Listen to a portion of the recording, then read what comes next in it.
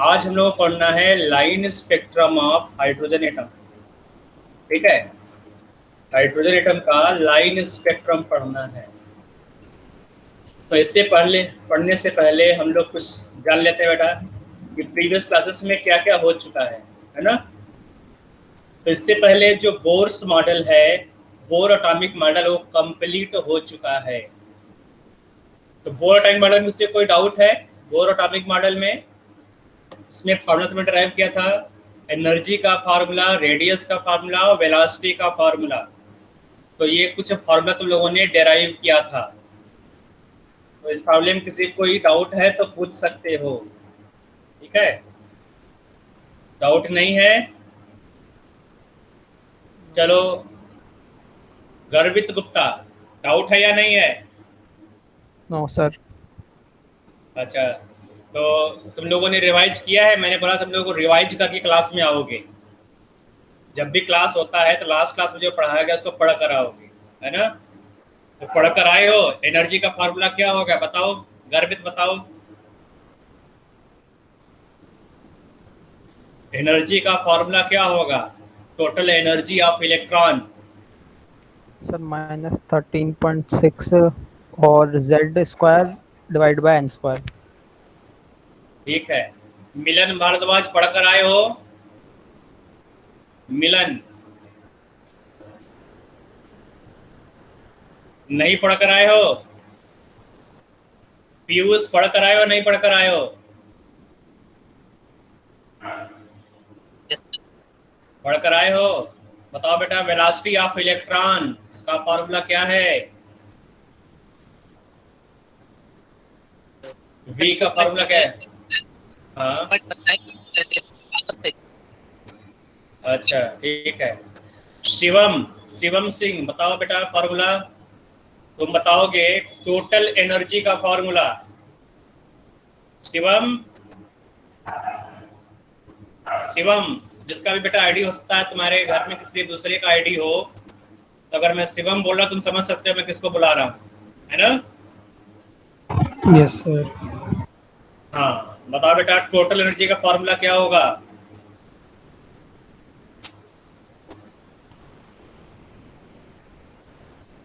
बता सकते हो? देख कर ही बताओ, देख कर बताओ। नोटबुक बनाया होगा ना, नोटबुक से देख कर बताओ टोटल एनर्जी का फॉर्मूला।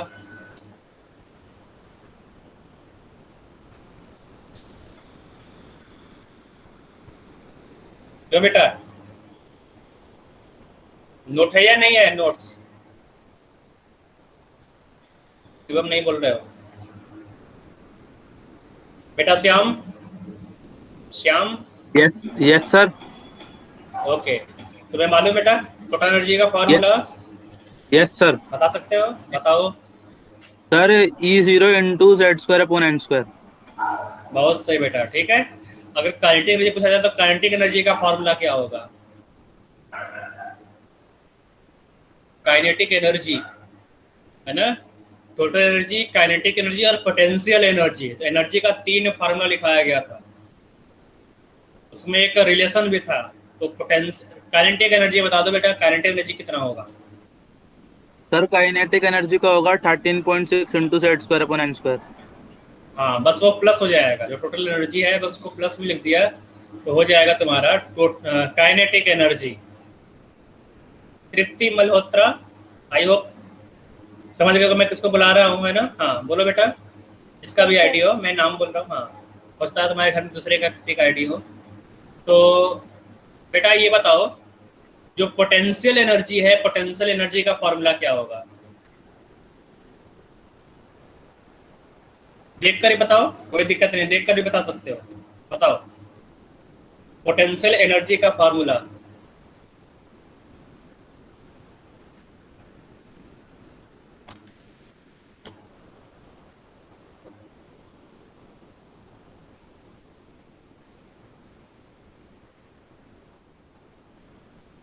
नहीं समझ में आ रहा है? ओके, चलो रहने दो, देख कर आना। नेक्स्ट क्लास में फिर दोबारा पूछूंगा मैं, आज मैं छोड़ दे रहा हूँ, ठीक है। आयुष, आयुष वशिष्ठ, आयुष, जिसका भी आईडी बेटा बोलेगा, यस नो बोलो बेटा। Ayush, yes sir. आयुष, हाँ बेटा तुम बता सकते हो पोटेंशियल एनर्जी का फॉर्मूला? सर हाफ mv² होता है ना? नहीं, हाफ एम वी स्क्वायर तो काइनेटिक एनर्जी का जनरल फॉर्मूला है। बोर्स फॉर्मूला बता रहा हूँ, जो बोर में तुमने बोर एटॉमिक स्ट्रक्चर तुमने 3 फॉर्मूला लिखा था, है ना? एक था टोटल एनर्जी, दूसरा था काइनेटिक एनर्जी, तीसरा था पोटेंशियल एनर्जी। क्या होगा देख कर बताओ, नोट्स बनाया होगा ना? Sir -2 into kinetic energy. हाँ, तो सीमा ने बता दिया, जिसका भी आइडिया हो सकता है दूसरे का आइडिया हो, तो ठीक है। माइनस फिर से बोलो बेटा, आयुष बताओ। Sir -2 into kinetic energy. -2 into kinetic energy, ठीक है, सही है बेटा, है ना? तो तुम लोग पढ़ते रहोगे, नेक्स्ट क्लास में मैं फिर पूछूंगा लक्ष्य, लक्ष्य, अब बोल रही है बेटा, ये लक्ष्य लिखा हुआ है, किसका है? जिसका भी आइडिया बोलेगा रिस्पॉन्ड करेगा बेटा, है ना? आवाज है तो बोलो। हाँ। अच्छा ठीक है, कोई बात नहीं, तो सही करना, नेक्स्ट क्लास में पूछूंगा सबसे, जिसका भी आवाज नहीं आ रहा जा रहा है तो नेक्स्ट क्लास में, हाँ ठीक है बेटा, कोई बात नहीं, जिसका भी आवाज नहीं जा रहा है नेक्स्ट क्लास में सही कर लेगा, ठीक है? आज कोई बात नहीं, तुम सुनते रहो। Priyansh, Priyanshu, Priyanshu, yes sir. हाँ बेटा, तुमने पढ़ा है? Yes sir. जो लास्ट क्लास में पढ़ाया गया समझ में आता पूरा? अच्छा ठीक Yes, है। sir. तो जो बोर्स पास्टुलेट है, बोर्स पास्टुलेट में तुमने पढ़ा होगा एक पास्टुलेट नंबर 2, पास्टुलेट नंबर 2 में लिखा हुआ है एंगुलर मोमेंटम ऑफ इलेक्ट्रॉन। तो एंगुलर मोमेंटम ऑफ इलेक्ट्रॉन वाला क्या है बेटा? एंगुलर मोमेंटम ऑफ इलेक्ट्रॉन क्या होता है बताओ, फॉर्मूला क्या है उसका? MVR MVR is equal to क्या होगा बेटा? NH अपॉन में 2 पाई, NH/2 तो यहाँ पर N क्या है? Number of orbits. हाँ, N यहाँ पर है इंटीजर, ठीक है, नंबर ऑफ ऑर्बिट तुम बोल सकते हो। आई होप सबका हो गया है। अब कुछ लोग नहीं बोल रहे हैं, उसका उनका आवाज नहीं आ रहा है, तो सही कर लेंगे। मिनल भारद्वाज ने नहीं बोला है, और श्याम का भी आवाज कट गया था, शिवम का भी आवाज कट गया था। मिलल बेटा तुमने बोला था, तुमने रिस्पॉन्ड नहीं किया। हाँ ठीक है, तो मैं नेक्स्ट क्लास में पूछूंगा, ठीक है? तो तैयारी करके आओगे नेक्स्ट क्लास में तुम सब, बोलो। लक्ष्य का माइक सही हो गया, मैं बाद में पूछूंगा, लक्ष्य आज नहीं पूछूंगा, तो बाकी सबके लिए है। तो नेक्स्ट क्लास में तुम लोग पढ़कर आओगे, ठीक है? जो मैं आज पढ़ा बस कल वही पूछूंगा नेक्स्ट क्लास में। आज का जो मैंने पढ़ाया है, आज जो मैं पढ़ाऊंगा, इसके पहले का नहीं पूछूंगा, ठीक है? तो प्रीवियस क्लास में जो पढ़ाया गया मैं वही नेक्स्ट क्लास में पूछूंगा सबसे, ठीक है? कोई छूटने नहीं पाएगा। तो तुम लोग कोशिश करना, जो आज मैं पढ़ा रहा हूँ उसको घर जाकर रिवाइज करोगे, और नेक्स्ट क्लास में आने से पहले इसको तुम बोलोगे। नेक्स्ट क्लास में तुम लोगों का मंडे को शायद तुम लोगों का एक टेस्ट है, जेई मेन का। तुम लोग टेस्ट देते हो? Yes sir. सर सिलेबस बता दो। अच्छा, तो उसका जो सिलेबस है, सिलेबस में बेटा तुम लोगों को पढ़ना होगा नंबर 1, है ना, equivalent concept, law of chemical equivalents, ठीक है? लॉ ऑफ केमिकल इक्विवेलेंट्स, ठीक है? Number 2, volume strength of H2O2, volume strength of H2O2, ठीक है? Law of chemical equivalence, volume strength of H2O2। तो लॉ ऑफ केमिकल इक्विवेलेंस तुमने क्या पढ़ा था बेटा? N फैक्टर पढ़ा था, है ना? N factor. Number 2, law of chemical equivalence तुमने क्या पढ़ा था बेटा? है ना, तुमने पढ़ा था यहाँ पर इक्विवेलेंट वेट, इक्विवेलेंट वेट याद आ रहा है? इक्विवेलेंट वेट, तो इक्विवेलेंट वेट पढ़ा था बेटा, N फैक्टर, इक्विवेलेंट वेट, और तीसरा था नॉर्मलिटी, नॉर्मलिटी। तो ये है लॉ ऑफ केमिकल इक्विवेलेंस। दूसरा है वॉल्यूम स्ट्रेंथ ऑफ H2O2, जो वॉल्यूम स्ट्रेंथ है ना, X और मोलरिटी, नॉर्मलिटी में क्या रिलेशन है, ये तुम्हें पढ़कर आना है, ठीक है? तो ये दो चीजें तुम्हारा हो गया मोल कॉन्सेप्ट से, ये हो गया तुम्हारा मोल कॉन्सेप्ट। तो ये प्रीवियस जो है ना, जो पीरियोडिक टेस्ट था उसमें नहीं पूछा गया था, उसके बाद ये सब चीजें पढ़ाया गया है, तो ये आएगा। और साथ में अब तक है ना, अब तक जो पढ़ाया जा चुका है एटॉमिक स्ट्रक्चर में, एटॉमिक स्ट्रक्चर में, ठीक है। तो एटॉमिक सिस्टम क्या पढ़ाया गया बेटा? एटॉमिक सिस्टम तुम्हें पढ़ाया गया रदरफोर्ड मॉडल, ठीक है, रदरफोर्ड, और साथ में बोर्स मॉडल, बोर्स मॉडल, तो रदरफोर्ड और बोर्स मॉडल, तो 1 2 3 4, तो ये 4 टॉपिक आएगा। Law of chemical equivalence, volume strength of H2O2, Rutherford और बोर्स मॉडल। आज जो मैं पढ़ाऊंगा जैसे line spectrum of hydrogen atom, ये नहीं पूछा जाएगा, लाइन स्पेक्ट्रम नहीं आएगा। आज की पहले जो प्रीवियस क्लास में जो हो चुका है वो पूछा जाएगा, रदरफोर्ड और बोर्स एटॉमिक मॉडल, ठीक है। तो सिलेबस नोट कर लिया तुम सबने? आज आ जाते हैं, हम लोग पढ़ेंगे line spectrum of hydrogen atom, ठीक है। तो बोलो हाँ बेटा। सर, वो मेरा माइक सही हो गया सर, मेरे को पूछना है कुछ। पूछो।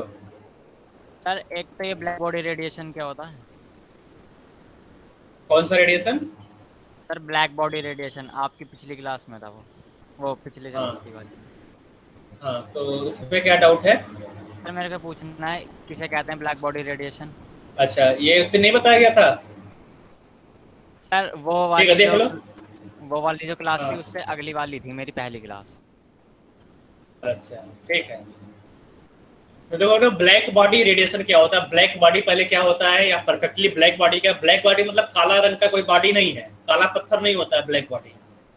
ब्लैक बॉडी का मतलब होता है, अगर ब्लैक बॉडी बोला जाए, ब्लैक बॉडी है ना, तो ब्लैक बॉडी का मतलब वो होता है कि वो सब्सटेंस जो कंप्लीटली एनर्जी को एब्जॉर्ब कर ले, ठीक है, और जितना एनर्जी एब्जॉर्ब कर रहा है पूरा का पूरा एनर्जी रेडिएट कर दे,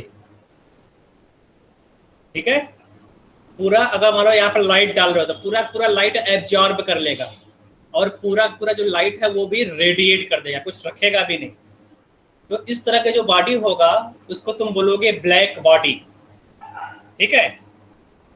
समझ आ गया बेटा? ब्लैक बॉडी का मतलब कि वो एनर्जी को, चाहे लाइट एनर्जी हो चाहे कोई दूसरा फॉर्म ऑफ एनर्जी हो, वो उस एनर्जी को कंप्लीटली एब्जॉर्ब कर लेगा और उसको पूरा पूरा धीमे धीमे इमिट भी कर देगा। तो इस टाइप की बॉडी को ब्लैक बॉडी बोलते हैं, ठीक है।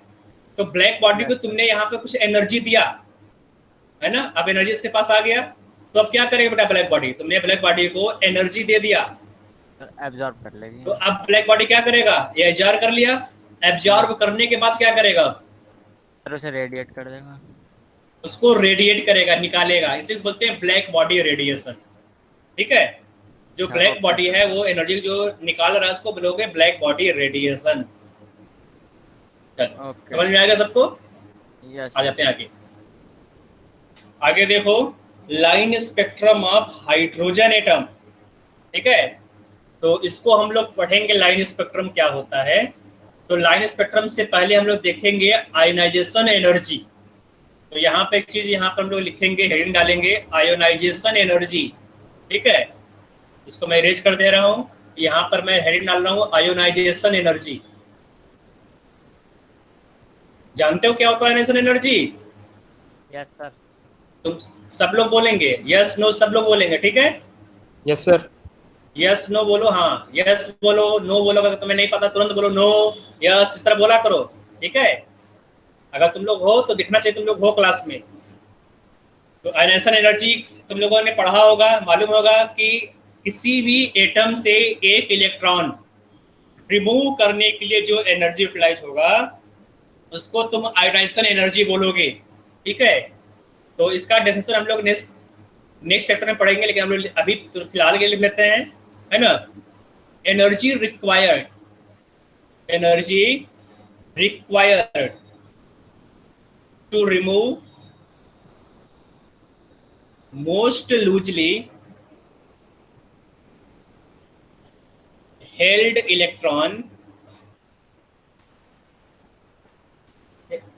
electron from एक गैसियस आइसोलेटेड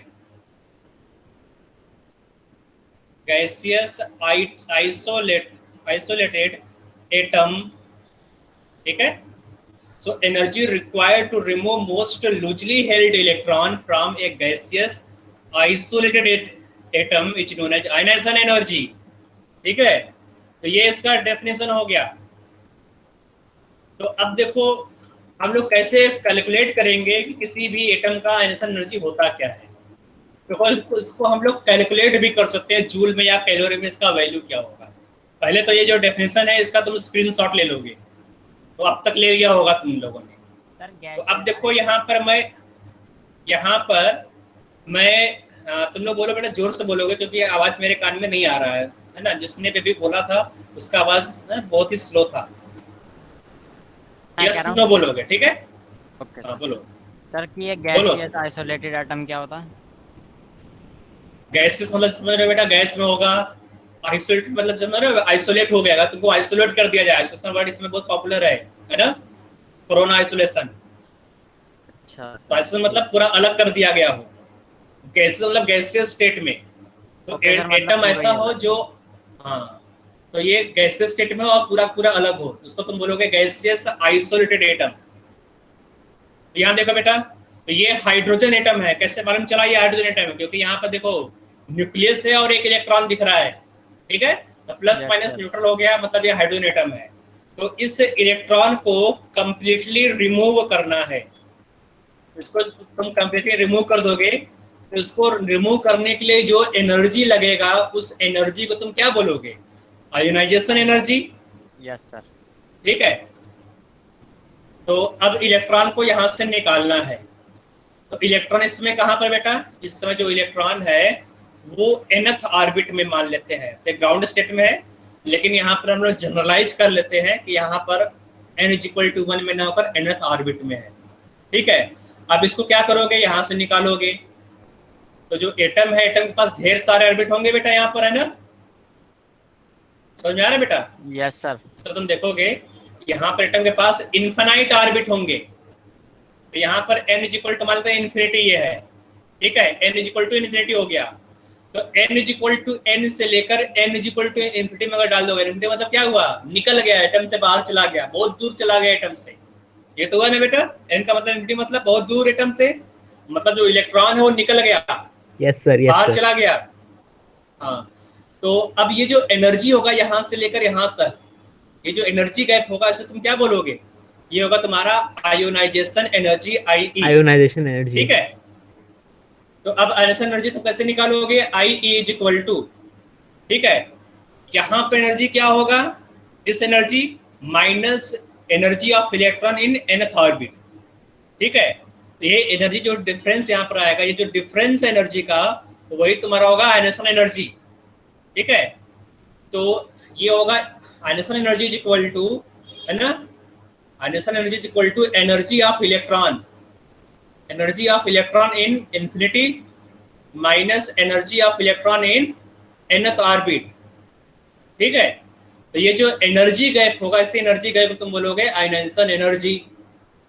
तो अगर एनर्जी निकालना हो इन्फिनिटी में, तो क्या होगा बेटा एनर्जी का फॉर्मूला? एनर्जी का फॉर्मूला होता है -13.6 n² z² divide by n², है ना, z² डिवाइड बाई n², ठीक है। और यहाँ पर जो n है, n = इन्फिनिटी रख दोगे, -13.6 z² डिवाइड बाई n², ठीक है। और यहाँ पर जो n है, n का वैल्यू क्या रखोगे? n का वैल्यू यहाँ पर n रख दो, ठीक है। तो अब देखो n का वैल्यू इन्फिनिटी रखोगे तो यहाँ पर क्या होगा? -13.6 z² divide by infinity square, ये होगा ना, माइनस माइनस प्लस हो जाएगा, plus 13.6 z² divide by n²। तो आयोनाइजेशन एनर्जी IE = ये जो फर्स्ट टर्म है इसका वैल्यू क्या होगा? z डिवाइड बाई इन्फिनिटी, किसी भी नंबर को अगर इंफिनिटी से डिवाइड करोगे तो क्या आता है बेटा, 0 आता है ना, yes sir. Plus 13.6 Z square divide by n square, ठीक है, इलेक्ट्रॉन वोल्ट में आएगा ये। तो आयनेशन एनर्जी कितना जा रहा है बेटा, ionization energy of atom is equal to 13.6 Z square divide by n square electron volt. Note कर डालो। तो किसी भी सिस्टम का अगर आयनेशन एनर्जी निकालना हो, किसी भी एटम का निकालना हो, तो इस फार्मूले से तुम आयनेशन एनर्जी निकाल सकते हो। तो ionization energy is equal to 13.6 Z square divide by n square electron volt. Note कर लिया सबने?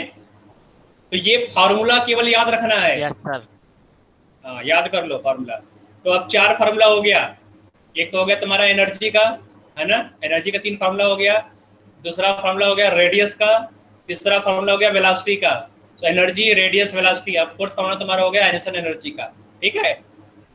तो टोटल 4 फार्मूला हो गया बोर मॉडल में। आगे आ जाओ।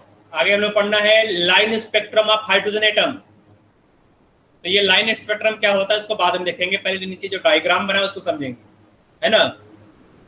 तो ये जो डायग्राम बना हुआ है इसको हम लोग खुद से बनाएंगे, ठीक है। तो यहाँ पर इसको,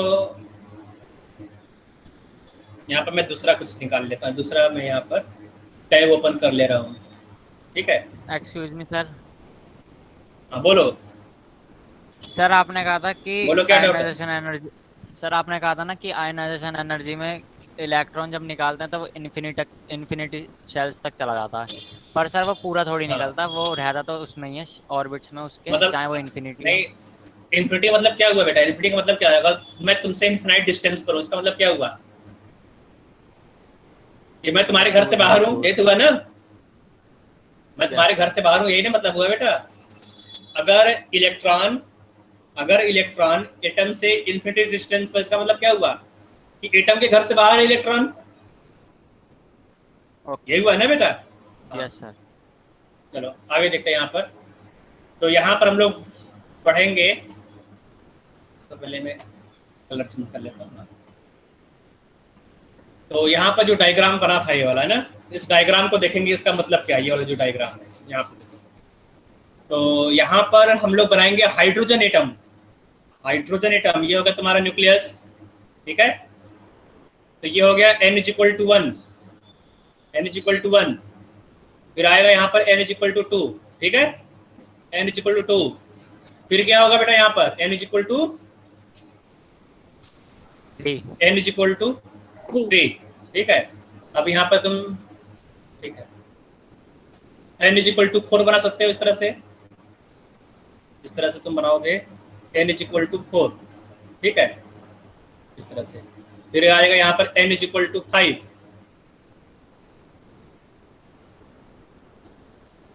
n = 4 हो गया, n = 5 हो गया।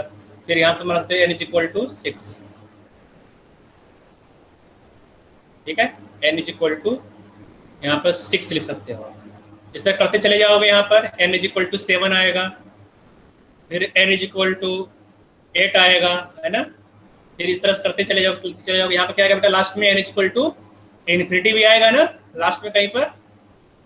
Yes sir. चलते चले जाओगे तो लास्ट में n = इन्फिनिटी आ जाएगा। बोलते रहो यस नो, है ना। हाँ ठीक है, किसी ने बोला यस सर, सही है बेटा। बाकी लोग जो लोग नहीं बोल रहे बेटा, भगवान ने आवाज दिया है बोलने के लिए, यूज करो उसको, ठीक है। तो अब देखो, अब तुमने क्या किया बेटा, इलेक्ट्रॉन जो है वो, उसको तुमने एनर्जी देकर एक्साइट कर दिया, है ना। जो इलेक्ट्रॉन है वो हायर एनर्जी स्टेट में है, तो हायर एनर्जी स्टेट से इलेक्ट्रॉन क्या हो रहा है बेटा, ग्राउंड स्टेट में आएगा। देखो, जब इलेक्ट्रॉन अपना एनर्जी रेडिएट करेगा, है ना, अगर इलेक्ट्रॉन ग्राउंड स्टेट से एक सर्टेन स्टेट में चला गया तो वापस ग्राउंड स्टेट में आएगा कि नहीं बेटा?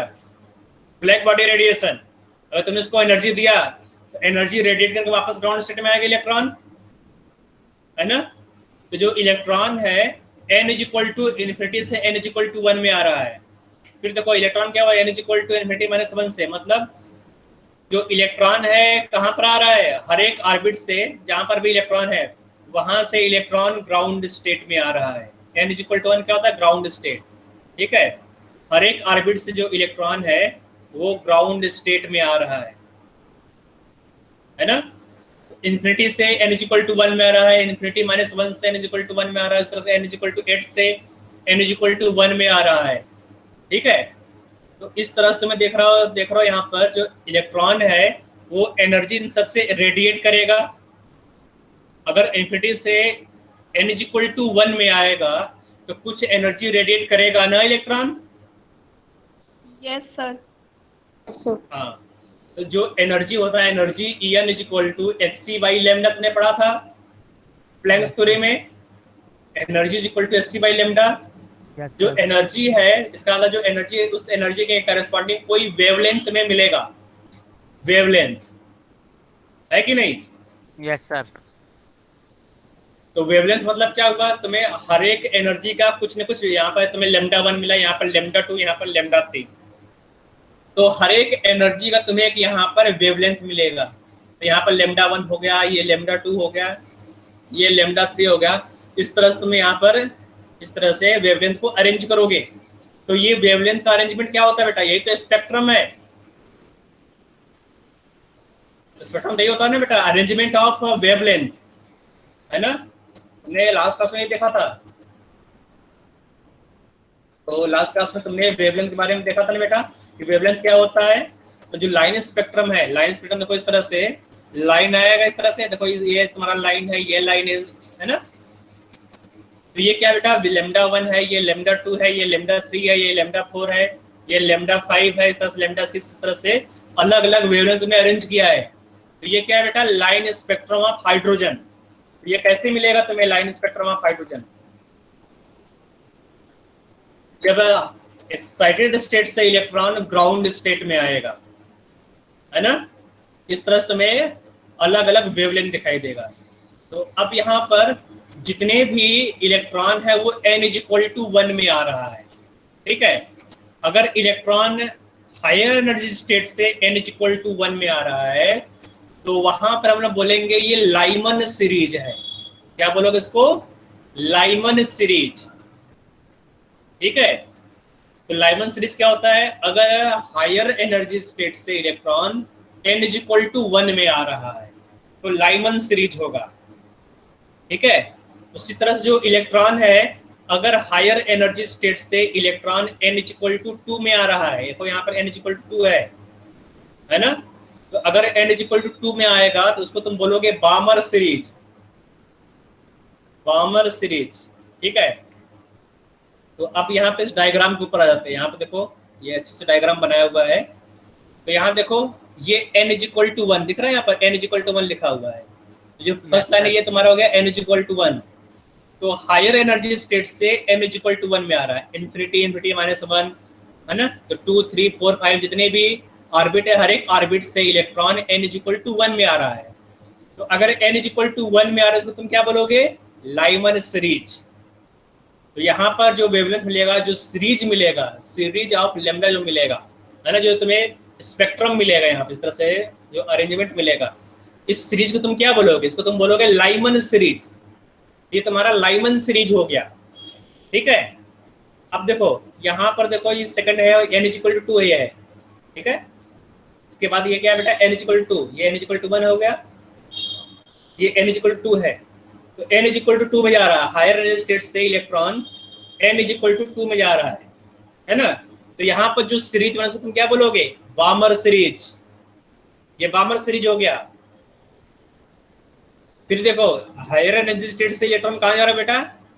हायर एनर्जी स्टेट से electron n is equal to 3 में जा रहा है, इसको क्या बोलोगे? Paschen series. ठीक है, फिर हायर एनर्जी स्टेट से जो इलेक्ट्रॉन है n इज इक्वल टू 4 में भी जाएगा इस तरह से। तो पास्चन के बाद आएगा ब्रैकेट सीरीज। Brackett series. ठीक है, फिर हायर एनर्जी स्टेट से जो इलेक्ट्रॉन है n इज इक्वल टू 5 में आएगा। तो अगर n इज इक्वल टू 5 में आ रहा है तो उसको बोलते हैं फुंड सीरीज। ये हो गया फुंड सीरीज। और ये भी उसका बेटा हायर एनर्जी स्टेट से जो इलेक्ट्रॉन है n इज इक्वल टू, ठीक है, n इज इक्वल टू 6 में आए तो अगर n इक्वल टू 6 मारा उसको बोलते हैं हम्फ्री सीरीज।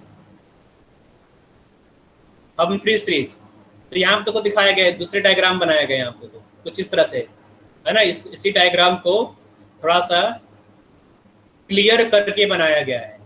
तो ये तुम्हारा एनर्जी लेवल है, ये n इक्वल टू 1 है, दिख रहा है यहाँ पे n equal to 1 2 3 first orbit, second orbit, third, fourth, fifth, इस तरह से ऑर्बिट बनाया हुआ है ना। तो ये एनसीईआरटी इस तरह बनाया गया है बेटा। तो अगर इन्फिनिटी से या फिर किसी भी हायर एनर्जी स्टेट से n इक्वल टू 1 में आ रहा है तो क्या होगा बेटा, लाइमन सीरीज। तो लाइमन सीरीज का जो एनर्जी होता है, लाइमन सीरीज का एनर्जी बहुत ज्यादा होता है ना। तो इसका एनर्जी इतना ज्यादा होता है बेटा, ये अल्ट्रा वायलेट रेंज में आता है। रेंज क्या होगा बेटा, वेवलेंथ का, अल्ट्रा वायलेट रेंज जो वेवलेंथ होता है ना। तो वेवलेंथ का भी रेंज होता है बेटा। तो जो हायर एनर्जी का वेवलेंथ रेडिएशन होता है उसका रेंज होता है अल्ट्रा वायलेट रेंज। जो लाइमन सीरीज है, लाइमन सीरीज का हर एक लाइन अल्ट्रा वायलेट रेंज में आएगा। फिर देखो यहाँ पर इन्फिनिटी से या फिर किसी भी हायर स्टेट से n इक्वल टू 2 में आ रहा है, ये है n इक्वल टू 2। तो ये है बामर सीरीज। हाँ बोलो सर। जैसे जब इलेक्ट्रॉन्स लोअर एनर्जी से हायर में गए हैं तो वो हायर से लोअर में क्यों आ रहे हैं? तो तुमने अभी ब्लैक बॉडी पढ़ा है, black body radiation. Yes sir. जो एटम है वो ब्लैक बॉडी तरह बिहेव करता है। अगर वो एनर्जी एब्जॉर्ब किया तो एनर्जी रेडिएट भी करेगा, ठीक है। अच्छा ओके सर, आगे क्योंकि हाँ, तो इलेक्ट्रॉन अगर हायर स्टेट में है तो अनस्टेबल रहेगा, फिर ग्राउंड स्टेट में आना चाहेगा, क्योंकि जो पॉजिटिव चार्ज है इलेक्ट्रॉन को अट्रैक्ट करेगा, है ना। वापस आना चाहेगा, तो जब वापस आएगा तो एनर्जी को रेडिएट करेगा। Okay sir. तो ये हो गया बामर सीरीज। जो बामर सीरीज है वो विजिबल रेंज में, देखो यहाँ लिखा हुआ विजिबल रेंज। विजिबल रेंज मतलब रेनबो रेंज, है ना। जो 7 कलर होता है, 7 कलर, जो तुम्हारा व्हाइट लाइट है, white light is the combination of 7 colour, है ना। विबग्योर तुमने पढ़ा होगा, विबग्योर, है ना। Violet, indigo, blue, green, yellow, orange, red. तो ये जो कलर कॉम्बिनेशन है ये है तुम्हारा विजिबल रीजन, ठीक है। बामर रीजन ये होता है। फिर जो पास्सन सीरीज है वो इंफ्रारेड रीजन, ये नियर फार छोड़ दो, ये नियर फार क्या लिखा हुआ है, ये इंफ्रारेड है, ठीक है। इंफ्रारेड का जो वेवलेंथ है वो कम होता है, तो ये इंफ्रारेड, इंफ्रारेड, इंफ्रारेड। तो यहाँ इन तीनों क्या होगा बेटा, इंफ्रारेड हो गया, इंफ्रारेड। और बामर क्या हो गया, बामर विजिबल रेंज है, लाइमन क्या है, अल्ट्रावायलेट, ठीक है। तो सबसे ज्यादा एनर्जी किसका होगा, लाइमन का। फिर उससे कम एनर्जी किसका होगा, बामर का। फिर उससे कम पास्सन का, ब्रैकेट का, फंड का, ठीक है। इसके ऊपर क्या होगा बेटा, हम्फ्री सीरीज, ये होता है हम्फ्री, ठीक है, हम्फ्री सीरीज। तो हम्फ्री यहाँ पर नहीं बनाया गया है, तो इसको थोड़ा सा डिटेल में यहाँ बनाया गया। देखो जो लाइमन सीरीज है, लाइमन सीरीज में इलेक्ट्रॉन कहां पर आएगा बेटा, हायर स्टेट से n इक्वल टू 1 में, है ना। हायर स्टेट से इलेक्ट्रॉन कहां पर आ रहा है, n इक्वल टू 1 में, लाइमन सीरीज में। तो n1 क्या होगा बेटा, n1 यहाँ पर 1 होगा। n2 क्या होगा, n2 मतलब कोई भी स्टेट लेवल यहाँ पर 2 3 4 5 जितना भी हो सकता है, ठीक है, अप टू इन्फिनिटी। ये होगा तुम्हारा लाइमन सीरीज। बामर सीरीज में इलेक्ट्रॉन कहां पर आएगा बेटा, हायर स्टेट से n इक्वल टू 2 में, ठीक है। n2 क्या होगा, 4 5 6 एटसेट्रा। पास्सन सीरीज यहाँ पर n1 होगा 3, n2 होगा 4 5 6, है ना। तो यहाँ पर जो स्पेक्ट्रल लाइन है वो ultraviolet, visible, infrared, infrared, infrared, infrared. तो ये तुम्हारा जो टेबल है इसको याद करना है, ठीक है। याद हो जाएगा, देखो यहाँ पर लिखा हुआ 1 2 3 4 5 6, है ना। तो अगर यहाँ पर 1 तो यहाँ 2 स्टार्ट होगा, अगर यहाँ पर 2 है तो यहाँ पर 3 स्टार्ट होगा, अगर 3 है तो 4 स्टार्ट होगा, अगर 4 है तो 5 से स्टार्ट होगा, अगर 5 तो 6 है ना, 6 है तो 7 8 9। इस तरह से तुम याद करोगे, याद हो जाएगा टेबल, ठीक है। Yes sir. तो अब देखो यहाँ पर जो वेवलेंथ है, वेवलेंथ तुम कैसे निकालोगे। जो वेवलेंथ है, वेवलेंथ, है ना, उसके लिए एक फॉर्मूला है। तो फॉर्मूला क्या है बेटा, यहाँ पे फॉर्मूला याद करोगे, वेवलेंथ 1/λ, है ना। तो 1 बाई वेवलेंथ यहाँ पर है, 1/λ is equal to wave number, ठीक है, इसको न्यू बार से रिप्रेजेंट करते हैं। जो 1/λ है तो इसको न्यू बार, ये है न्यू बार से रिप्रेजेंट करोगे, ठीक है। It is equal to R, R यहां पर है रिडबर्ग कांस्टेंट, देखो ये क्या है, रिडबर्ग कांस्टेंट, ठीक है। Are Z square 1/n1 square minus 1/n2 square, और यहाँ पर जो r है, r का वैल्यू होता है बेटा 1.09। इसको याद रखना जो मैं लिख रहा हूँ, 1.09 इंटू 10⁻⁷ पर मीटर, ठीक है। तो ये वैल्यू तुम्हें याद रखना है, मीटर वाला, पर मीटर, ठीक है। अगर इसको सेंटीमीटर में लिखना क्या लिखोगे, r is equal to 1.09 into 10⁻⁷, है ना। तो 7 यहाँ पर तुम क्या लिख दोगे, यहाँ पर 9 पर मीटर, सॉरी पर सेंटीमीटर, तो छोड़ देते हैं। तो ये पर मीटर तुम याद रखोगे, ठीक है। 1.09 इंटू 10⁻⁷ पर मीटर, तो ये तुम्हारा हो जाएगा रिडबर्ग कांस्टेंट का वैल्यू। अब देखो इसको यूज कैसे करोगे, है ना। इस फॉर्मूले का यूज क्या है, तो यहाँ पे मैं बता रहा हूं। यहां पर पूछ दिया what is the energy of first बामर line, जो फर्स्ट बामर लाइन है उसका एनर्जी क्या होगा या वेवलेंथ क्या होगा। What is the wavelength of, मैं वेवलेंथ बोल रहा हूँ, ठीक है। What is the wavelength of lambda of first बामर line, ठीक है। जो फर्स्ट लाइन होता है बेटा उसको अल्फा लाइन बोलते हैं, ठीक है। जो फर्स्ट लाइन है, फर्स्ट लाइन जो होगा बेटा यहाँ पर फर्स्ट स्पेलिंग, जो फर्स्ट लाइन है उसको तुम बोलोगे अल्फा लाइन, ठीक है। जो सेकंड लाइन होता है, सेकंड लाइन तुम क्या बोलोगे बेटा, बीटा लाइन, ठीक है। तो यहाँ पर ये जो लाइन है इसको तुम क्या बोलोगे, अल्फा हो गया। ये लाइन क्या होगा बेटा, ये बीटा होगा, ये होगा गामा, है ना। इस तरह चलता चला जाएगा, अल्फा बीटा गामा, समझ में आ रहा है बेटा। जो फर्स्ट लाइन होगा उसको तुम अल्फा बोलोगे। ये हर एक सीरीज के लिए वैलिड है। जैसे तुम यहाँ पर ले लो लाइमन सीरीज, तो लाइमन सीरीज फर्स्ट लाइन तुम क्या बोलोगे, अल्फा, ये हो गया बीटा, ये हो गया गामा, है ना। तो यहाँ पर क्या होगा, ये होगा अल्फा बीटा गामा। ये क्या होगा बेटा, बोलो, अल्फा बीटा, यहाँ पर होगा गामा, हाँ, ठीक है। तो अब क्वेश्चन क्या है, lambda alpha of बामर series of hydrogen atom, ठीक है। तो फर्स्ट लाइन ऑफ बामर सीरीज तुम्हें निकालना है हाइड्रोजन एटम के लिए। तो फॉर्मूला क्या यूज करो बेटा, 1/λ, है ना। तो फर्स्ट लाइन के लिए यहाँ देखो जो n होगा, यहाँ पर n1 क्या होगा बेटा, बामर सीरीज के लिए, बामर सीरीज के लिए n1 क्या होगा, देखो यहाँ पर बामर सीरीज n1 क्या होगा, यहाँ पर हमेशा 2 होगा।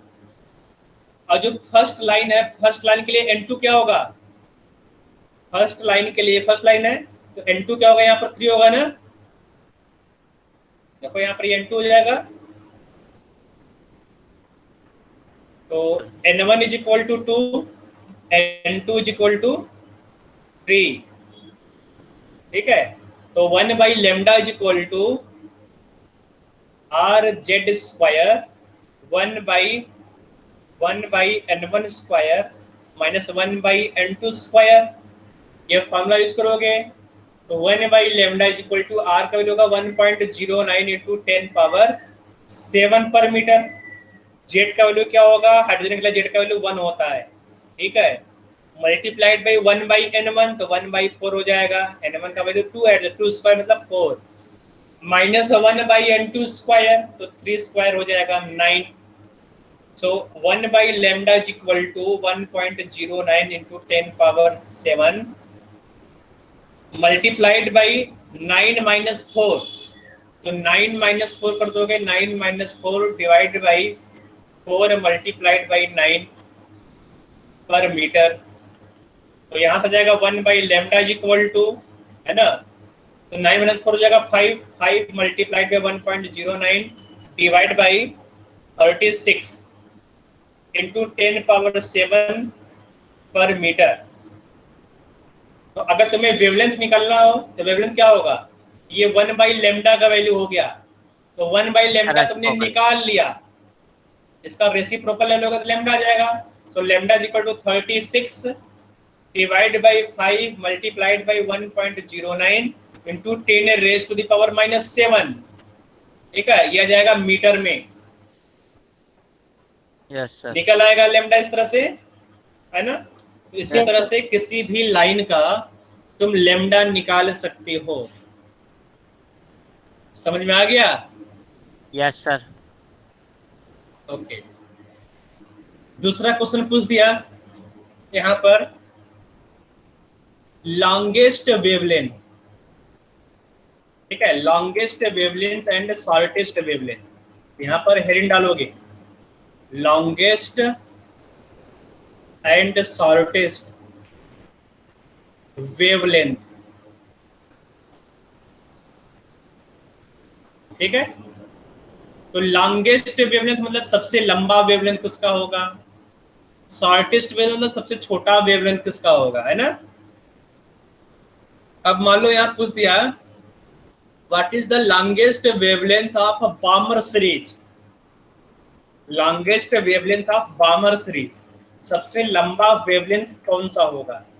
तो देखो बेटा, लॉन्गेस्ट वेवलेंथ का मतलब क्या हुआ, तो जो लैम्डा का वैल्यू वो मैक्सिमम होना चाहिए, लॉन्गेस्ट मतलब, है ना। ये तो हुआ ना, यस नो बोलो। लॉन्गेस्ट मतलब लैम्डा मैक्स, लैम्डा मैक्स मतलब लॉन्गेस्ट वेवलेंथ, है ना। लैम्डा मैक्स मतलब लैम्डा मैक्सिमम होना चाहिए, उसका क्या होगा, लॉन्गेस्ट वेवलेंथ हो जाएगा।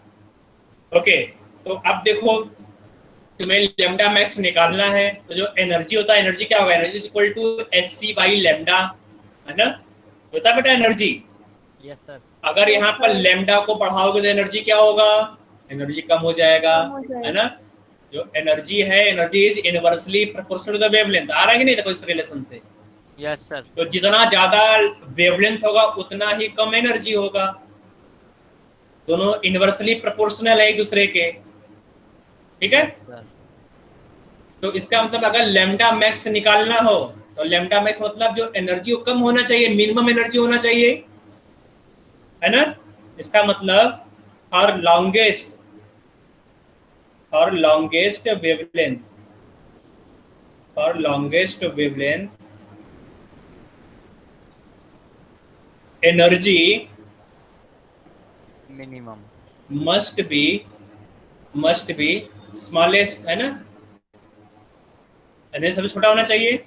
और शॉर्टेस्ट मतलब क्या, उसका उल्टा हो जाएगा, for shortest wavelength energy must be longest में, जो एनर्जी मस्ट बी हाईएस्ट, ठीक है।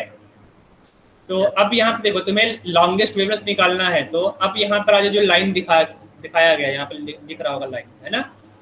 तो यहाँ पर जो लॉन्गेस्ट है, लॉन्गेस्ट मतलब यहाँ पर जो तुमने लाइन बनाया है, ये क्या होता है, एनर्जी का लाइन। तो सबसे बड़ा जो लाइन होगा वो क्या होगा बेटा, एनर्जी का लाइन होगा।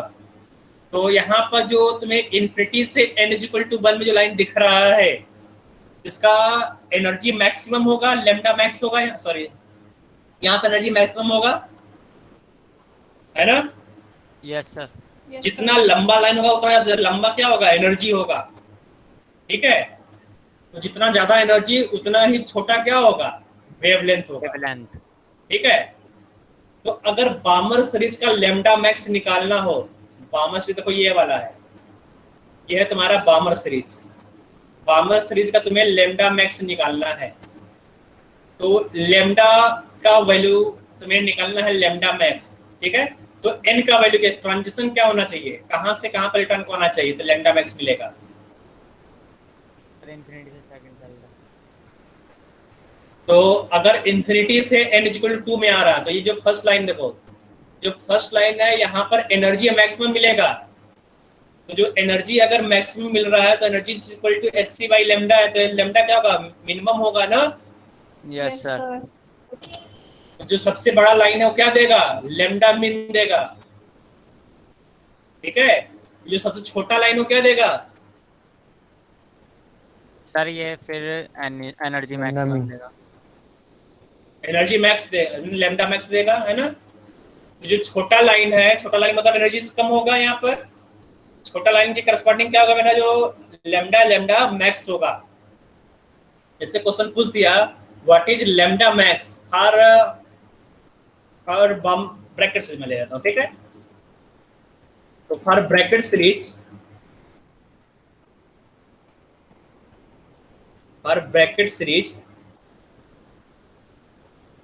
लेमडा मैक्स, ठीक है।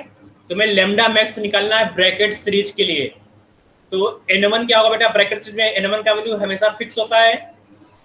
n1 क्या होगा ब्रैकेट सीरीज के लिए? ऊपर टेबल देखो, ब्रैकेट सीरीज में जो n1 है, n1 का वैल्यू क्या होगा? 4 होगा। 4। तो यहाँ पर तुमने n1 रख दिया 4, ब्रैकेट सीरीज में n1 इक्वल टू 4 हो गया। अब यहाँ पर लेमडा मैक्स निकालना है, तो n2 का वैल्यू क्या होगा? इनफिनिट। जस्ट उसके बाद वाला होगा। लेमडा मैक्स निकालना है ना। तो जो लाइन है छोटा होना चाहिए। देखो ब्रैकेट सीरीज में यहाँ पर जो छोटा लाइन है, देखो n2 का वैल्यू क्या होगा? यहाँ पर 5 होगा ना। यहाँ पर जो छोटा लाइन है देखो इसके करस्पॉन्डिंग, है ना। तो n2 क्या होगा? यहाँ पर 5। 5। तो n2 यहाँ पर हो जाएगा 5, ठीक है। n2 हो जाएगा 5, ठीक है। तो यहाँ पे निकाल सकते हैं 1 बाई लेमडा मैक्स। तो क्या होगा बेटा फॉर्मूला यहाँ पर? Are Z square 1 by n1 square minus 1 by n2 square, ठीक है। आर का वैल्यू होगा 1.09 इंटू जेड का वैल्यू 1 होगा हाइड्रोजन के लिए, है ना। और n1 का तुमने लिख लिया यहाँ पर 4 स्क्वायर माइनस 1 बाई 5 स्क्वायर। तो कैलकुलेट करोगे लेमडा मैक्स हो जाएगा, यहाँ से आ जाएगा लेमडा मैक्स। Yes sir. ये मीटर में आएगा, है ना, मीटर इनवर्स। तो इस तरह से लेमडा मैक्स निकालोगे। तो लेमडा मीन क्या होगा ब्रैकेट सीरीज में? लेमडा मीन का वैल्यू क्या होगा? लेमडा मीन का मान निकालना है तुम्हें। तो लेमडा मीन कैसे निकालोगे? Lambda mean for Brackett series क्या होगा?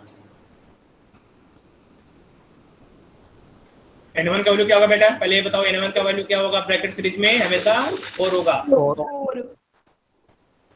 n2 क्या होगा? हाईएस्ट एनर्जी वाला, इन्फिनिटी। n2 का वैल्यू इन्फिनिटी हो जाएगा, ठीक है। तो निकल आएगा लेमडा मीन। इसी तरह से किसी भी सीरीज के तुम लेमडा मैक्स और लेमडा मीन निकाल सकते हो, ठीक है। तो सर ये सीरीज समझ में आ गया सबको? हाँ, ये सीरीज याद करना पड़ेगा। जो मैंने यहाँ टेबल लिखवाया है देखो, याद है ना। तो आसान तो है। आप देखो नंबरिंग चल रहा है यहाँ पर 1 2 3 4 तुम्हें याद करना 1 2 3 4 5 6। अगर 1 है तो यहाँ पे और 2 3 4 इस तरह चलेगा, है ना। बस तुम्हें ये टेबल याद करना है और आर का वैल्यू याद रखना है। तो आर का वैल्यू छोटा वाला याद करो, जो छोटा का वैल्यू छोटा सा वैल्यू आर का याद कर लो, ठीक है। और कुछ याद करने की जरूरत नहीं है यहाँ पर, बस इतना मैं बोला उतना याद कर लो। Okay sir. आगे हम लोग पढ़ना है नंबर ऑफ स्पेक्ट्रल लाइंस, ठीक है। नंबर ऑफ स्पेक्ट्रल लाइंस, इसका मतलब क्या हुआ? अगर इलेक्ट्रॉन हायर एनर्जी स्टेट से, है ना, मान लो जो इलेक्ट्रॉन है, इलेक्ट्रॉन यहाँ पर हायर स्टेट में है, ठीक है। यहाँ पर n इक्वल टू 3 में इलेक्ट्रॉन है, n इक्वल टू 3 से n इक्वल टू 1 में आ रहा है, ठीक है। तो यहाँ बीच में क्या होगा? n इक्वल टू 2 भी होगा। तो n इक्वल टू 3 से n इक्वल टू 1 में आ रहा है। कितना पॉसिबल तरीका है इलेक्ट्रॉन को आने के लिए? वो होगा नंबर ऑफ स्पेक्ट्रल लाइन। तो पॉसिबल वे इस तरह से बेटा, अगर इलेक्ट्रॉन n इक्वल टू 3 में है तो डायरेक्ट n इक्वल टू 3 से n इक्वल टू 1 में आ जाए, है ना। एक तरीका ये हो गया। दूसरा तरीका क्या होगा? n इक्वल्स टू 2 से आ जाए। पहले n इक्वल टू 3 से n इक्वल टू 2 में आए, ठीक है, और फिर n इक्वल टू से n इक्वल टू 1 में आ जाए। तो यहाँ पे कितने पॉसिबल तरीके हो गए? 1 2 3। यहाँ देखो टोटल 2 तरीके हो गए, लेकिन यहाँ तुम देखोगे कितना एनर्जी मिला यहाँ पर। फर्स्ट एनर्जी यहाँ पर जो फर्स्ट लाइन मिला, यहाँ पर फर्स्ट लाइन, ये हो गया सेकंड लाइन, ये हो गया थर्ड लाइन, है ना। तो यहाँ तुम्हें टोटल 3 लाइंस मिले, तो ये होता है नंबर ऑफ स्पेक्ट्रल लाइंस। अच्छा सर, जितने तरीके हैं उन सबके लाइंस मिला के।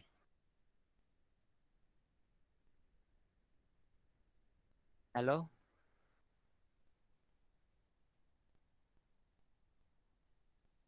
सर आपकी आवाज नहीं आ रही।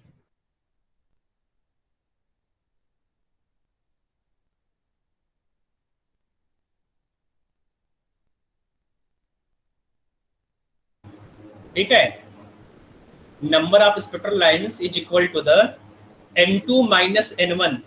कि इलेक्ट्रॉन कहां से कहां पर आ रहा है। ठीक है, n2 minus n1 one bracket, दूसरे ब्रैकेट में लिखोगे n2 minus n1 plus 1 divide by 2। ठीक है, तो n2 हो गया तुम्हारा हायर एनर्जी लेवल, n2 हो गया हायर। ठीक है, और n1 क्या है तुम्हारा लोअर एनर्जी लेवल।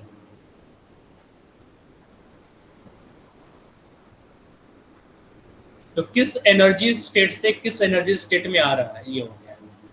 तो ये फॉर्मूला तुम्हें याद रखना है। याद कर लिया फॉर्मूला। अब एक क्वेश्चन करेंगे इसी पर। ठीक है, क्वेश्चन है, एक बार फॉर्मूला दोबारा समझाने वाला।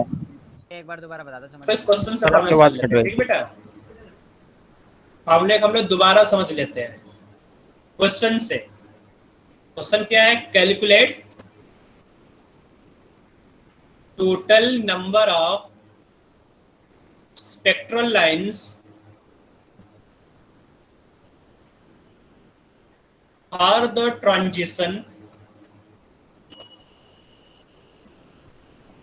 of electron from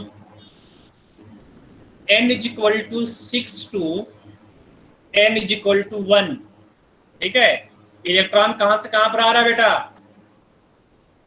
इलेक्ट्रॉन कहां से कहां पर आ रहा है, 6 से 1 में आ रहा है।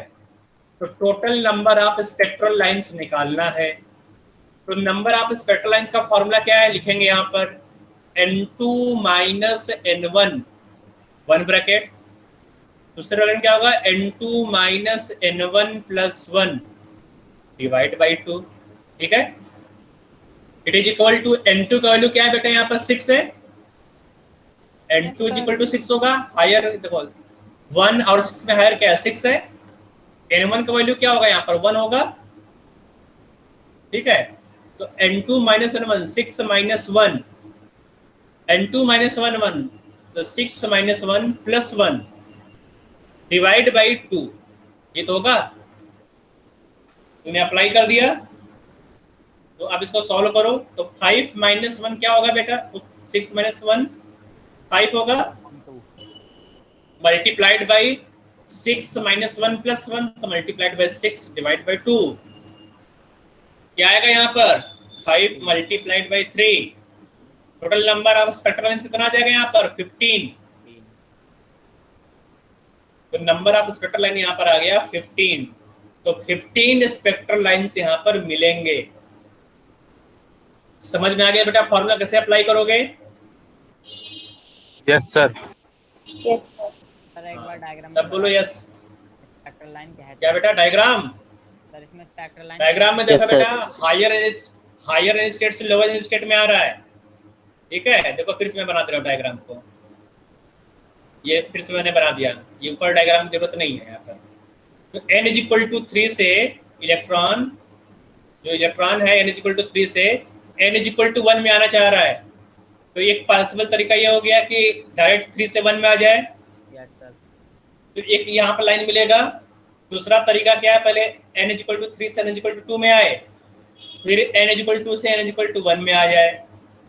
तो अब यहाँ पर कितने लाइन तुम्हें दिख रहा है, 3 लाइन दिख रहा है ना। तो यहाँ पर 3 स्पेक्ट्रल लाइंस हो गए। ठीक है, सर मतलब आने के तो कितने इसको तरीके हैं, उन्हें स्पेक्ट्रल लाइन। हाँ कितने तरीके वही तुम्हें निकालना है। ठीक है, जितना तरीका होगा उतने स्पेक्ट्रल लाइंस होंगे।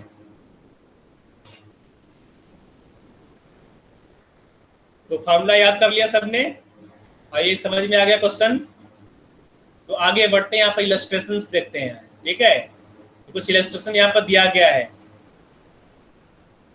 तो यहाँ पर इलस्ट्रेशन लिखा हुआ है, in a hydrogen atom the energy of electron in first orbit is -13.12 into 10 power 5 joule per mole. What is the energy required for the excitation of Bohr's second orbit? Question सबको समझ में आ रहा है? पढ़ो यहाँ पर क्वेश्चन को।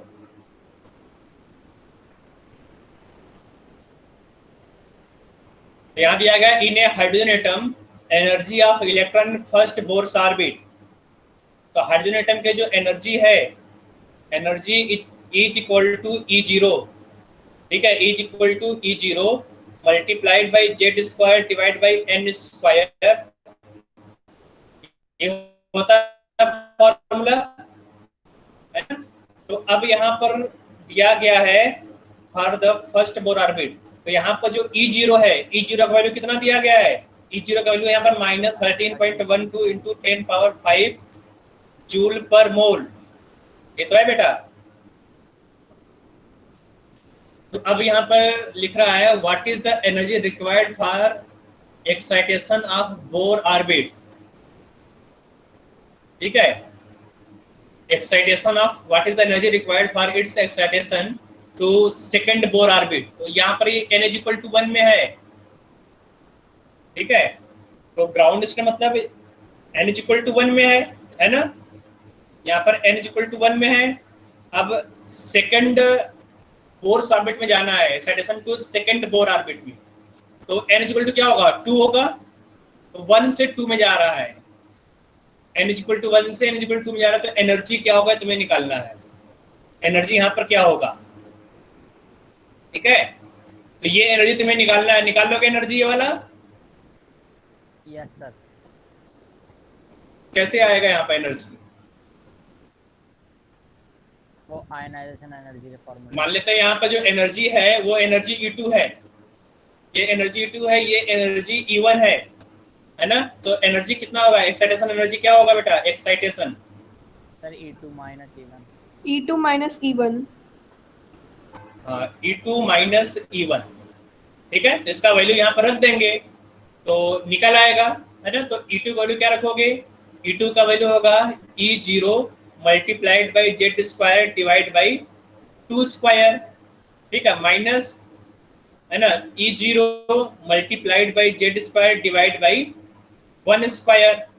तो E0 कॉमन कर लो यहाँ से, E0 कॉमन कर लिया, जेड का वैल्यू 1 होगा यहाँ पर, ठीक है। तो 1/2 स्क्वायर 4 माइनस 1/1, ठीक है। तो यहाँ से आंसर आ जाएगा,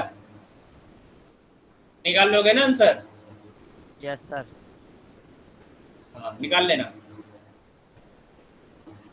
तो इसको छोड़ दूं या फिर पूरा सॉल्व कर दूं मैं?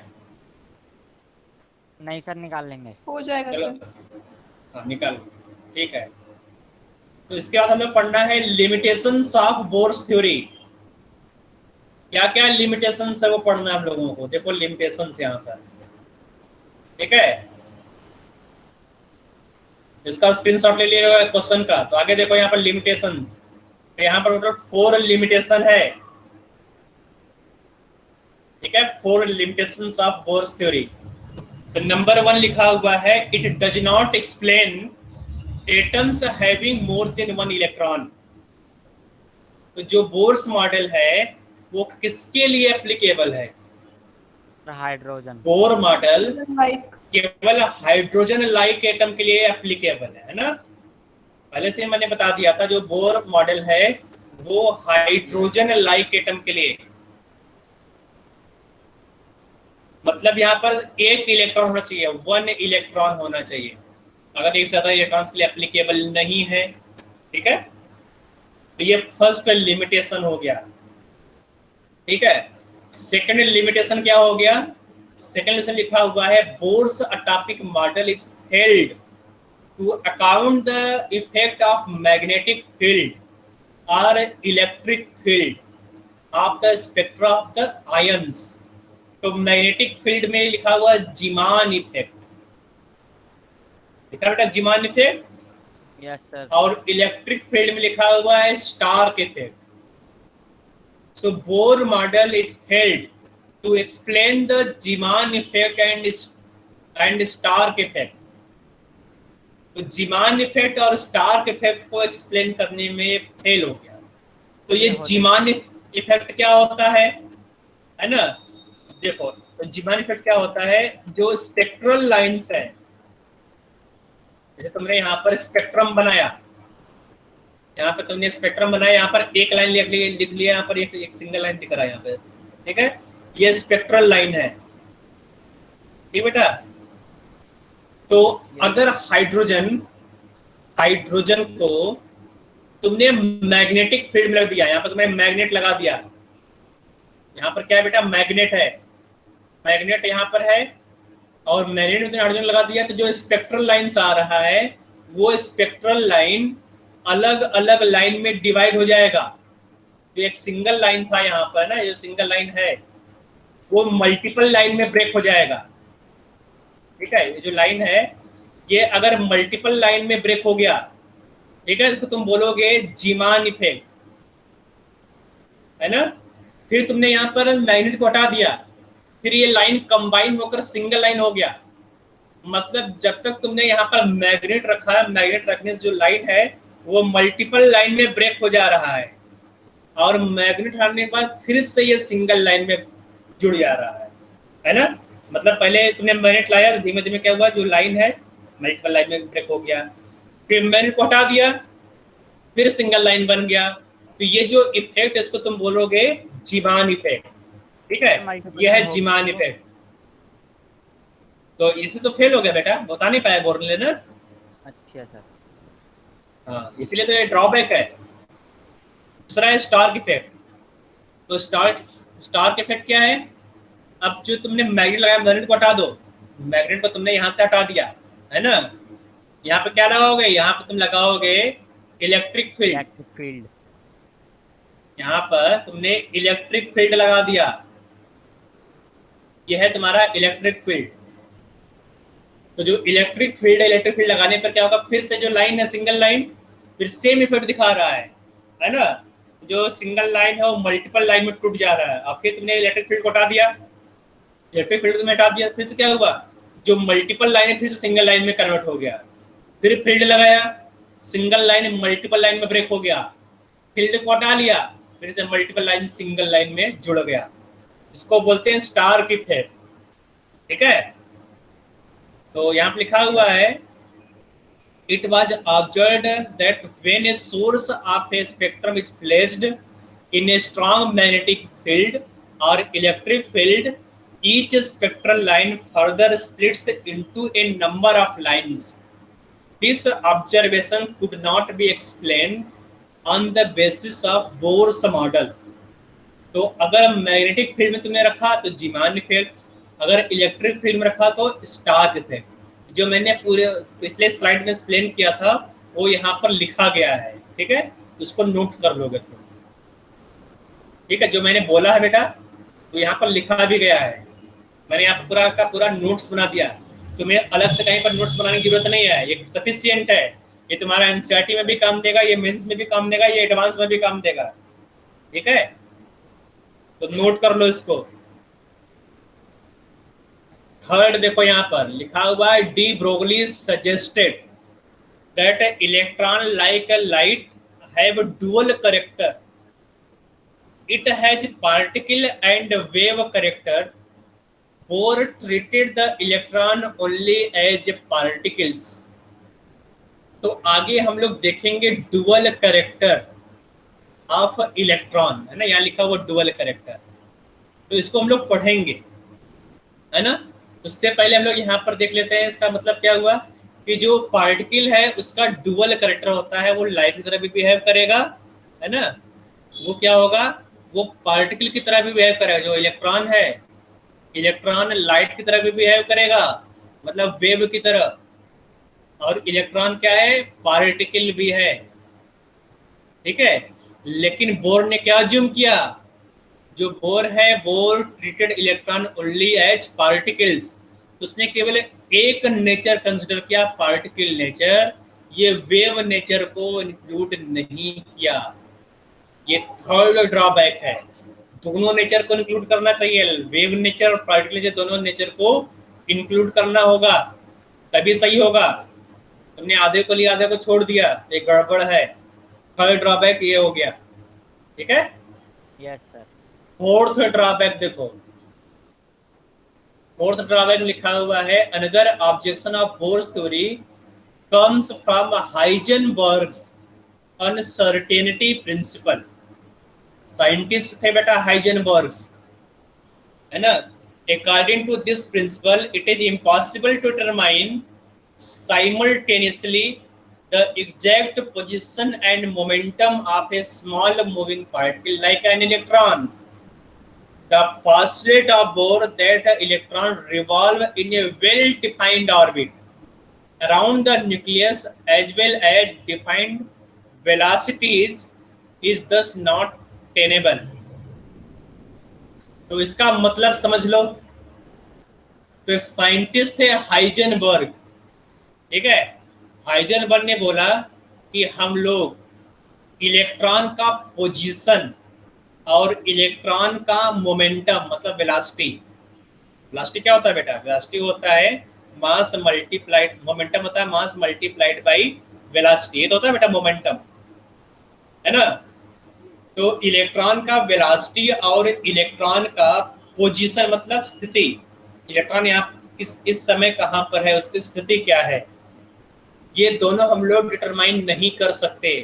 लेकिन बोर ने क्या किया, इलेक्ट्रॉन का एग्जैक्ट पोजीशन मतलब इलेक्ट्रॉन न्यूक्लियस से कितने डिस्टेंस पर है, आर निकाला, यहाँ पर डिस्टेंस निकाला, r1 r2 यहाँ पर रेडियस कैलकुलेट किया तुमने बोर फार्मूला में। इसके अलावा तुमने इसका वेलोसिटी भी निकाला कि इलेक्ट्रॉन का वेलोसिटी क्या होगा, जबकि ये पॉसिबल नहीं है अकॉर्डिंग टू हाइजेनबर्ग्स, ठीक है। समझ में आया बेटा ये फोर्थ ड्रॉबैक? सर एक बार दोबारा बता दो। Yes sir.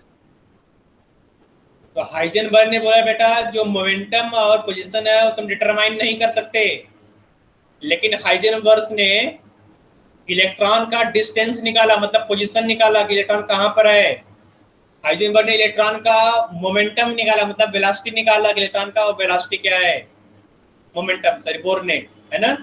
जबकि ये पॉसिबल नहीं है, ये फोर्थ ड्रॉबैक है। तो चारों ड्रॉबैक को नोट कर डालो, का स्क्रीनशॉट लो, हम लोग आगे बढ़ेंगे।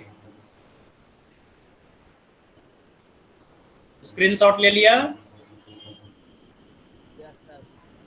चलो आगे देखो, यहाँ पर आगे लिखा हुआ है ना, यहाँ पर लोगों को पढ़ना है, यहाँ पर डुअल कैरेक्टर ऑफ पार्टिकल, यहाँ पर देखो हाइजेनबर्ग अनसर्टेनिटी प्रिंसिपल, दोनों पढ़ना है, ठीक है। ये तुम्हारा हो गया dual character, de Broglie hypothesis,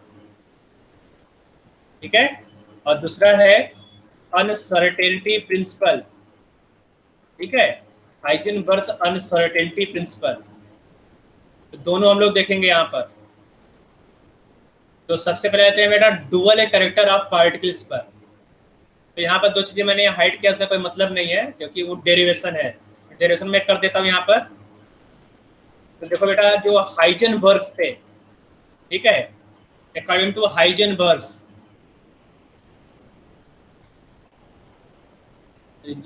ये डी ब्रोगली है, डी ब्रोगली,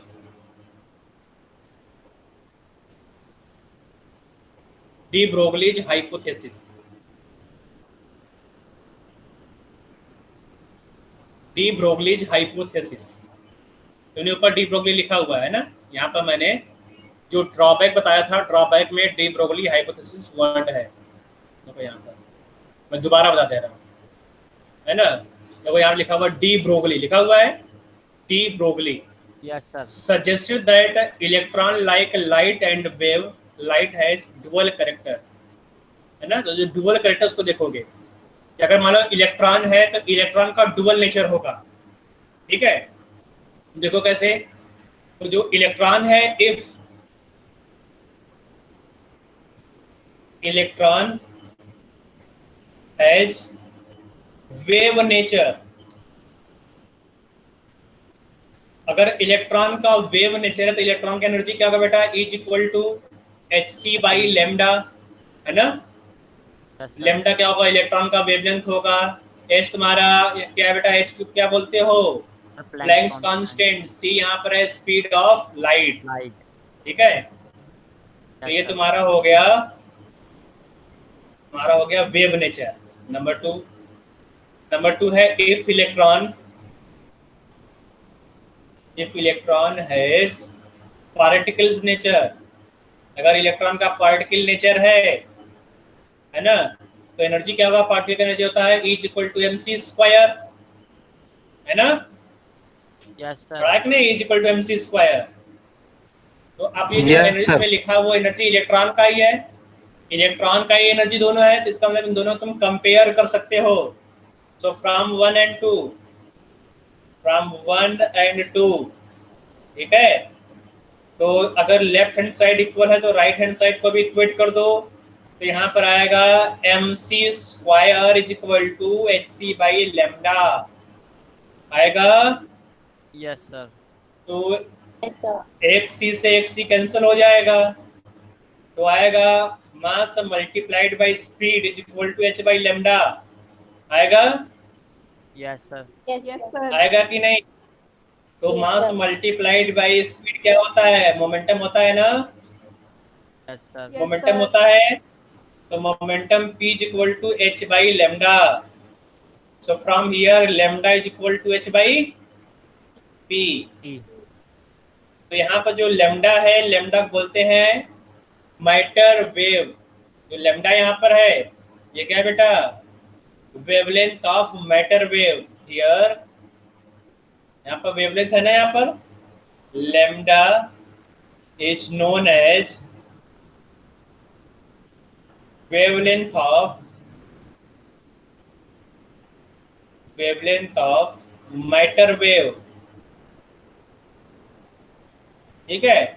मैटर मतलब क्या हुआ बेटा, पार्टिकल।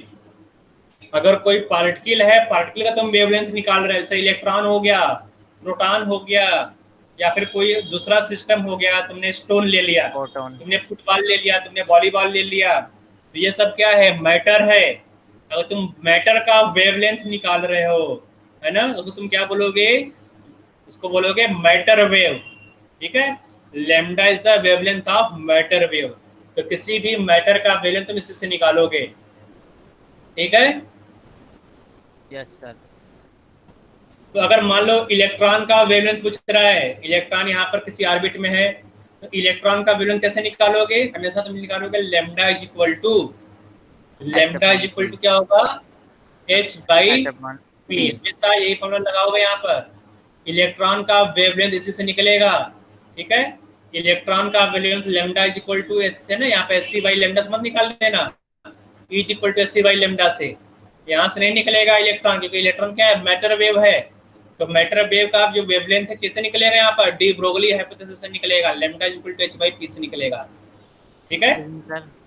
तो यहाँ पर h क्या है, हाँ बोलो सर। इसमें मोमेंटम का फॉर्मूला होता है मास टू वेलोसिटी, ऊपर तो सर स्पीड ऑफ लाइट है, तो फिर हाँ। तो यहाँ पर जो इलेक्ट्रॉन का स्पीड क्या होता है बेटा, इलेक्ट्रॉन का जो स्पीड है वो लाइट का स्पीड होता है, मालूम है ना। Yes sir. हाँ, इसलिए यहाँ पर c लिखा हुआ है mc², ठीक है। Okay sir. सर मोमेंटम में कैसे पता लगेगी। तो मोमेंटम यहाँ पर मास मल्टीप्लाइड में वेलोसिटी से निकालोगे, तो मास दिया रहेगा, वेलोसिटी दिया रहेगा। तो मालूम है मास ऑफ इलेक्ट्रॉन कितना होता है, मास ऑफ इलेक्ट्रॉन कितना होता है बेटा, बताओ। 9.1 into 10 की पावर -31 ग्राम, किलोग्राम, ठीक है। यस।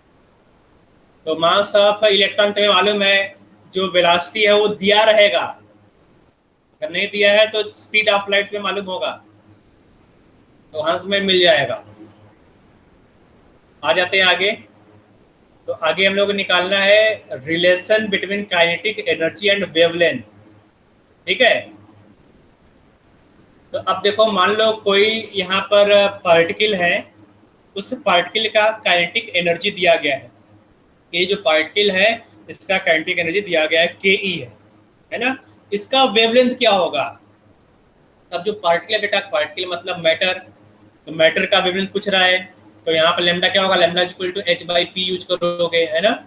जबकि यहाँ का काइनेटिक एनर्जी दिया गया है, तो काइनेटिक एनर्जी से तुम मोमेंटम कैसे निकालोगे, है ना। तो अब देखो यहाँ पर फॉर्मूला क्या यूज करोगे बेटा, ये वाला फॉर्मूला।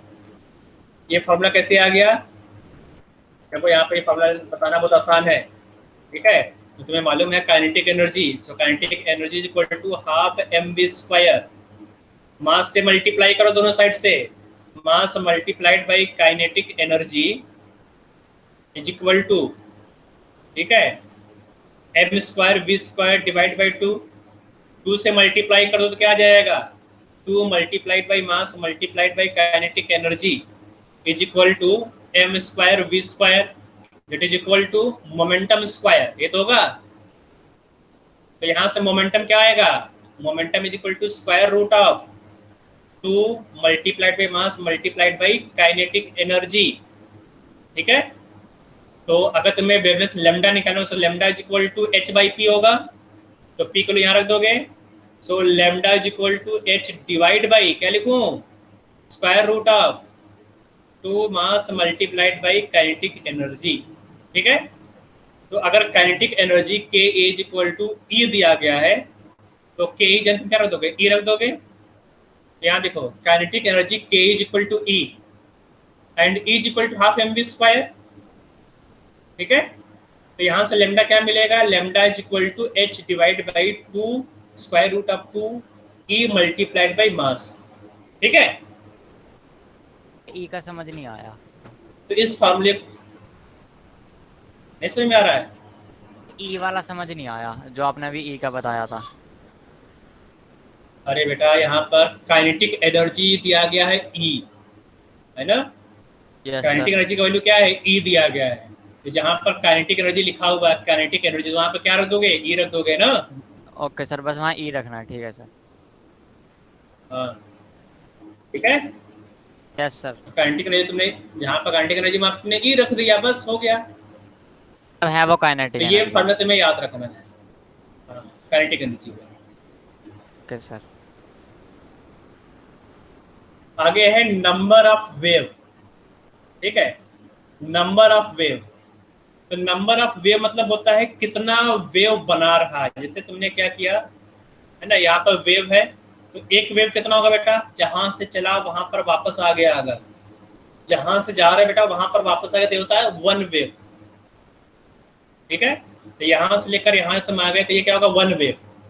फिर यहाँ से गए, फिर यहाँ से फिर वापस आ गए, जहाँ से गए थे वहां पर वापस आ गए, तो यहाँ से यहाँ तक क्या होगा, फिर से हो गया 1 वेव। तो टोटल यहाँ से यहाँ तक कितना वेव हो गया, यहाँ से यहाँ तक नंबर ऑफ वेव कितना होगा सर 2 वेव होगा। तो उसी तरह जो इलेक्ट्रॉन है, इलेक्ट्रॉन भी बोर ऑर्बिट में वेव बनाता है। इलेक्ट्रॉन क्या हुआ, इस तरह से यहाँ से चला, ठीक है, यहाँ से यहाँ पर आ गया, कितना वेव हुआ बेटा, यहाँ से यहाँ पर आ गया, नंबर ऑफ वेव कितना हुआ, सर 1 वेव हुआ ना। फिर यहाँ से फिर यहाँ पर आ गया, कितना वेव हो जाएगा, 2 वेव हुआ। फिर यहाँ से यहाँ पर आ गया 3 वेव। फिर यहाँ से यहाँ पर आ गया 4 वेव हुआ, है ना। इसको बोलते हैं नंबर ऑफ वेव। तो यहाँ पर कितने नंबर ऑफ वेव है, तो यहाँ पर कितने नंबर ऑफ वेव बेटा, ये जो डायग्राम बना हुआ है 3। यहाँ टोटल 3 नंबर ऑफ वेव है, यहाँ पर 4 है। तो नंबर ऑफ वेव कैसे कैलकुलेट करोगे, है ना। तो नंबर ऑफ वेव होता है, number of wave is equal to orbit number और सेल नंबर, ठीक है, सेल नंबर, ठीक है, कि किस सेल में इलेक्ट्रॉन है और एनर्जी लेवल। मतलब जिस ऑर्बिट में इलेक्ट्रॉन है, मान लो इलेक्ट्रॉन फर्स्ट ऑर्बिट में है, इलेक्ट्रॉन अगर फर्स्ट ऑर्बिट में, तो कितना वेव बनेगा, 1 वेव बनेगा, ठीक है, 1 वेव बनेगा। अगर इलेक्ट्रॉन थर्ड ऑर्बिट में है तो कितना वेव बनाएगा सर 3 वेव, 3 बनाएगा, है ना। तो अगर इलेक्ट्रॉन 4 ऑर्बिट में है तो 4 वेव बनाएगा। तो number of wave is equal to क्या होगा, number of wave is equal to n, ठीक है, इसको नोट कर लो, number of wave is equal to n। Sir जो इसमें वेव बनी हुई है उसका जो एक्सिस है वो स्ट्रेट है, पर इसमें तो ये सर्कुलर ऑर्बिट है, तो इसको घुमा दो, मिला दो बेटा, इस तरह से घुमा दो, है ना। यस सर ठीक है। जो इंड इंड इंड को मिला दो, इस तरह हो जाएगा।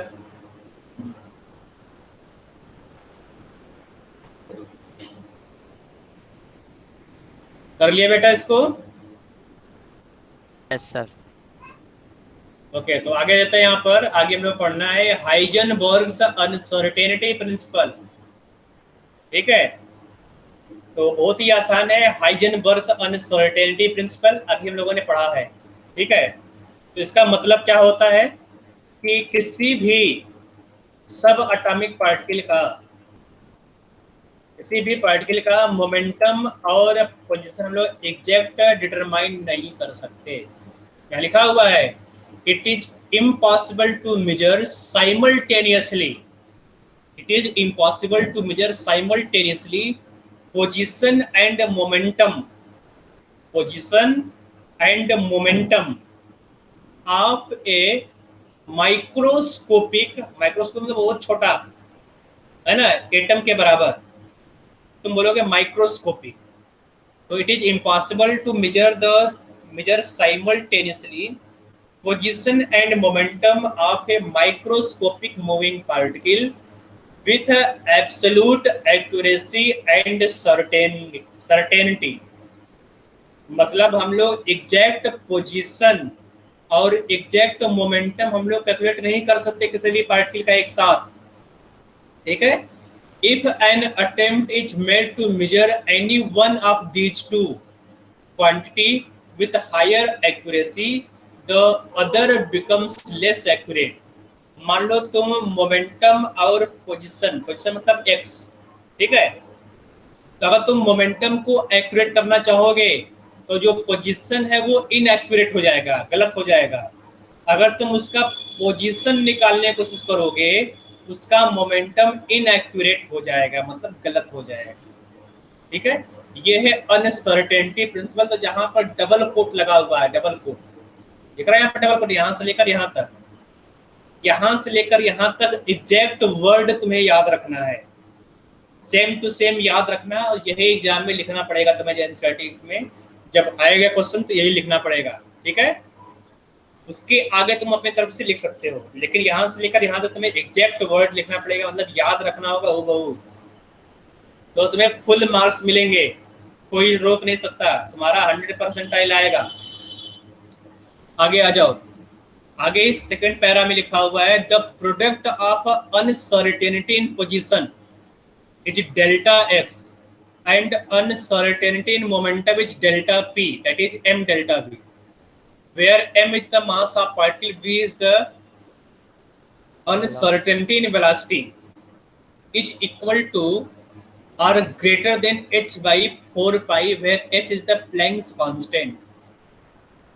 The mathematical expression of Heisenberg's uncertainty principle is written as, देखो यहाँ पर तुमने क्या लिखा है, यहाँ पर डेल्टा एक्स। तो डेल्टा एक्स क्या है बेटा? अनसर्टेनिटी है ना, अनसर्टेनिटी इन पोजीशन। पोजीशन में कितना इरर है, अनसर्टेन मतलब इरर हो गया, 10 सेकंड मतलब होता है अनसर्टेनिटी मतलब इरर। ठीक है, so error in uncertainty is delta x, और डेल्टा पी क्या है बेटा? Uncertainty in momentum. ठीक है, अनसर्टेनिटी मतलब इरर, तो मोमेंटम में कितना इरर होगा। ठीक है, ये डेल्टा पी है। तो इन दोनों को जब तुम मल्टीप्लाई करोगे, so uncertainty in position multiplied by uncertainty in momentum is always greater than or equal to h by 4 pi। ठीक है, ये जो वैल्यू है, इस वैल्यू का है ना, यहाँ पर इसका वैल्यू क्या होगा हमेशा?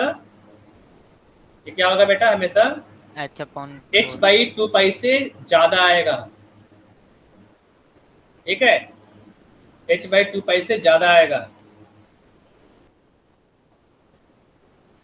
मतलब सर मोमेंटम से ज्यादा, दोनों का मल्टीप्लिकेशन हमेशा h by 4 pi से ज्यादा आएगा। ठीक बेटा? Yes sir. इक्वल भी आ और जो सकता है मोमेंटम है क्या बेटा?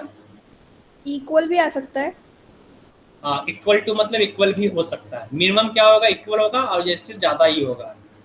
तो मोमेंटम क्या है, डेल्टा पी के जगह तुम रख सकते हो बेटा एम डेल्टा वी, रख सकते हो ना। तो यहाँ पर delta p is equal to m delta v, ठीक है। तो डेल्टा पी जब तुम क्या करोगे, एम डेल्टा वी, तो यहाँ पर क्या आएगा वैल्यू, इसका वैल्यू रखोगे। So delta x is equal, delta x into delta x is equal to into m delta v always greater than equal to h by 4 pi.